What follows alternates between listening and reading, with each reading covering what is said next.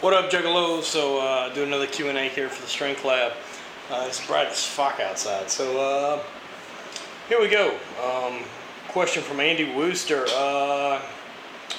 Make sure I get this right. It says, competitive edge between natural ability, previous track backgrounds, and first-time Highland Games fulls. How all those backgrounds or people have to work more or less depending on the experience versus body type. All right, you got a lot going on. Yeah, for sure. You know, guys with the track background are going to come into Highland Games with a bit of an advantage. You know, we've been, you know, this is where I come from as well. Coming into it with a track background, you're already used to throwing implements, especially lighter weight, you know, really sub-maximal weights, you know, 56 pounds, 16 pounds. These are all really light considered to what we do in lifting, and especially really light considered, you know, compared to the other strength sports like Olympic lifting, strongman, or powerlifting. You know, the trick is the application of force is what I continue to talk about. So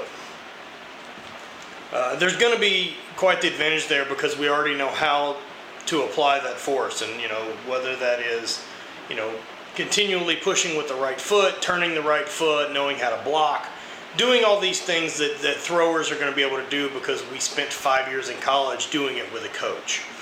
There's definitely going to be the ability there.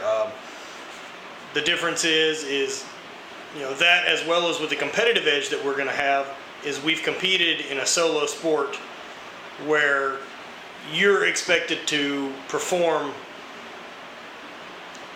by yourself. If you don't, that's your fault. You failed. If you do, that's also your fault, and congratulations, you got it done under pressure. This is going to be a lot different for guys coming from strongman or, you know, powerlifting, you know, where you actually train the squat and training and everything like that. You shouldn't be bombing out in a powerlifting meet. You should know what weights you're going to hit and go from there. Strongman, you know, typically you've got 90 seconds to get something right. You know, and it's going to be for max effort or a max attempt. You know, it's a lot different than throwing the 56 pounds where it's going to be 2 seconds for maximum applied and you can foul and there's some rules and staying in the sector and things like that. So it's definitely going to be a bit of a change, and it's, you know, the track guys have a big advantage. But, you know, all that can be overcome. Look at Andy going into, Andy, my brother, going into the professional stuff. You know, he's been in the sport equally as long as I have. He's been a professional 2 years. This is his second year, and shit, he's at the top of the mountain with the rest of us. Granted, Andy's an incredible athlete already, but he's not a thrower. His background's not in throwing, so he's had to work really hard to get that. Look at Jake Sullivan. This type of stuff can be taught to your average guy. There is definitely going to be an advantage, and the learning curve is going to be easier for a thrower background. However, it's just time. I mean, nobody's in a rush here. I mean, you can throw really competitively with Highland Games until you're 40. So you can get all that done. I mean, the biggest thing with being able to compete and the competitive edge of that is learning how to relax under competition, you know, settings, and learn to compete.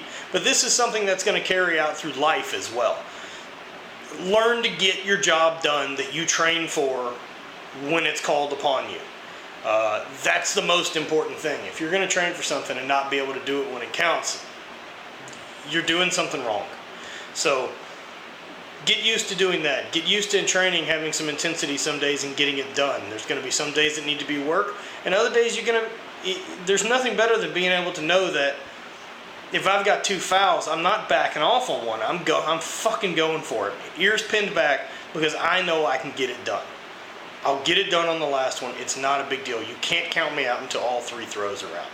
So, Andy, I hope that answered your question. Body type. I really think with throwing, there's going to be some minimum stuff. I'm trying to just make sure I cover everything in your question. There's going to be some minimum stuff. You're not going to throw really far being 200 pounds.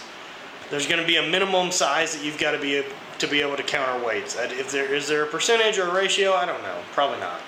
There's going to be kind of a minimum. You know, I think the closer you get to the 56 being, you know, 20% of your body weight, probably going to be tough.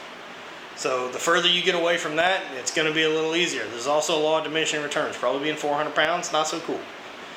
So being athletic is key, and you know, build your body for the sport that you're competing in. I mean, there's going to be some natural body types that just aren't going to fit. So that's why we have a lightweight class. That's why there's, you know, different things that you can do. There's different groups that you can be competitive in. So enjoy, follow, subscribe, do that. Check out the books, Training Lab, Throwing Lab. Hit me up with questions. Juggernaut Strength, MattVincent.net.